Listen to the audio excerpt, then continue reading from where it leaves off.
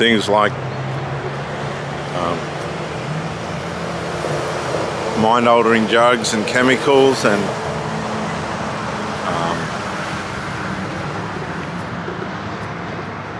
reckless sex, jealousies, conceit, pride, backbiting, undermining, and all these things. The spirits that operate in those realms, that take advantage of those realms, they're like a fly on a saw, an open piece of flesh or meat. They'll come in and they'll use those attitudes, negative attitudes, as a way of accelerating the destruction of a person and the relationships they have around them. That's why the Bible advises to work out how not to be a gossip or a backbiter or somebody that is going to cause trouble.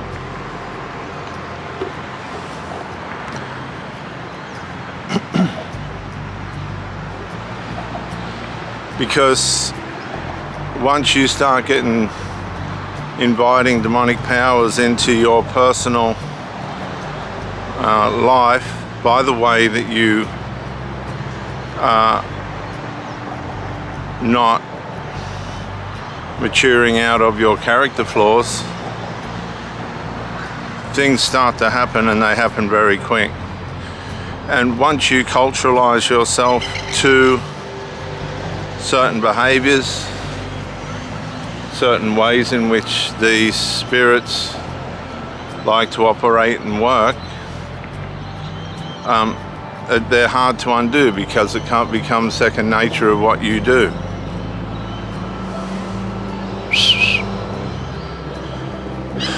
Once you develop habits and bad ways of living, and you're getting spiked by the powers of darkness or a familiar spirit, a spirit that's been assigned to you, it's very difficult to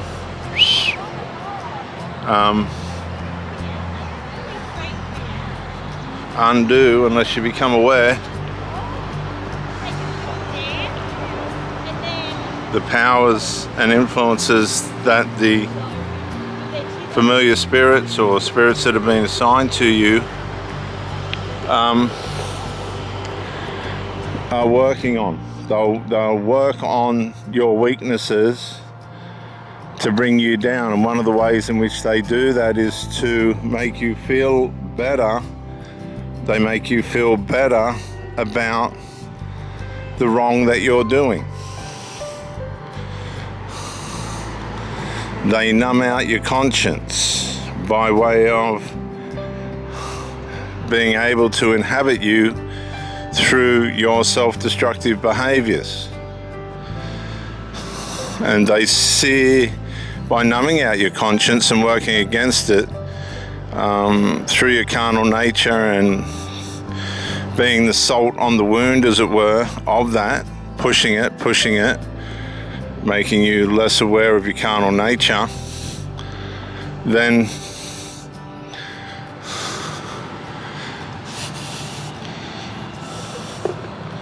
come on. Psst. Psst. Come on. Up, up.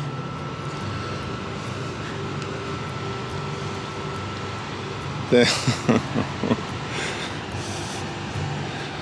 Then that makes your demise quicker, and things start to go down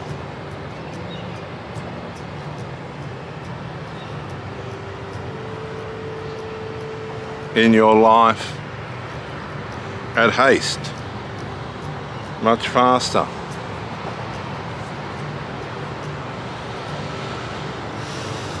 Demons have a way of wearing us down, because they'll work on you during the day and then they'll program you during the night. They'll use your behavior and thinking during the day against you, and then they'll program you during the night in your sleep. They'll make you feel accustomed to and comfortable with self-destructive behavior. That's what they'll do.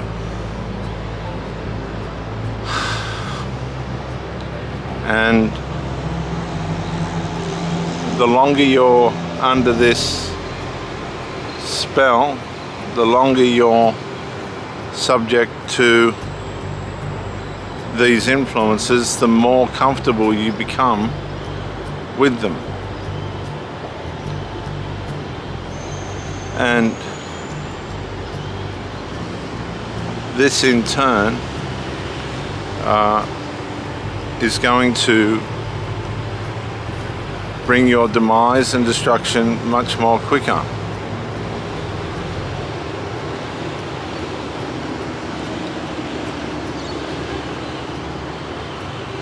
People don't want to talk about demons, let alone their sinful nature.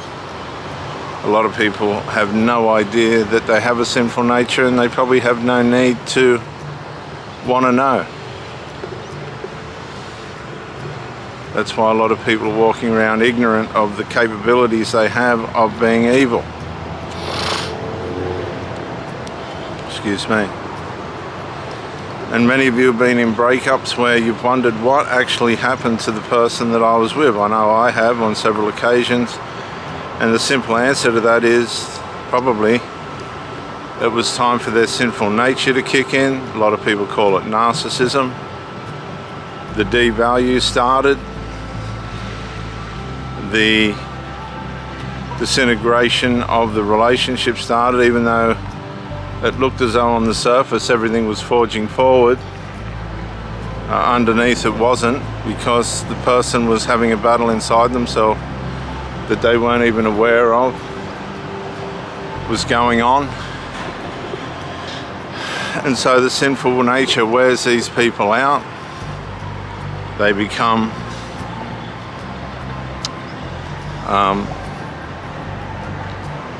more evil, more evil, more evil as they are trying to make this relationship work. You're trying to try harder. Remember, I said the principle in other videos is that if you think you can make your partner happy or stop them from being sad outside of or alongside of the relationship that you're trying to have, and the simple principles of that, which is to love your neighbor as yourself, love your partner as yourself, it's going to cause the relationship to go into a demise anyway. And so this is where a lot of the trouble starts.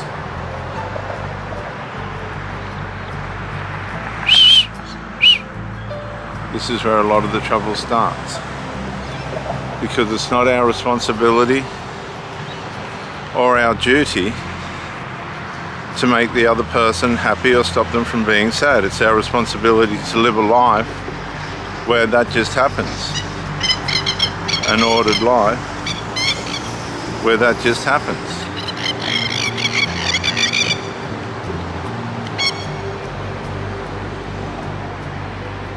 Eat well, sleep well, exercise, be compassionate, considerate, etc. But when you put the onus on yourself as the reason for the other person being happy or sad, which can happen via our behavior or their behavior, you have to act fast. If things look like they're starting to disintegrate and go down the tubes, and that person's gone into a sinful, call it narcissistic, call it what you like, I call it sinful form of behavior, then it's on you to work out real quick what quality of life their behavior is going to bring to you. Because now we're not talking about, see, it's a two-edged sword. On the one hand, you're running around trying to make that person happy and stop them from being sad, which is a fantasy, which is something that we make up in our minds as part of an idea of how a relationship should work, right? Every move we make is for the benefit of the other person. And then on the other hand, we can see a negligent side to ourselves and possibly them. And we have to decide very quickly whether this is the type of lifestyle that we want, because some people just aren't equipped to be able to navigate a relationship in a good and healthy way.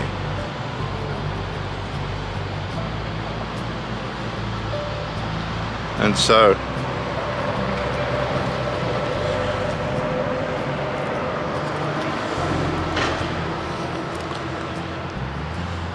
we just have to walk away a lot of the time. But many of us, that's again a two-edged sword. You walk away or you push in. And this is what I mean by having to decide the quality of life you want to have. Some people just, by way of the mix that they have with you, are going to go negligent. But we're not culturalized to understand that that's good reason for us to leave.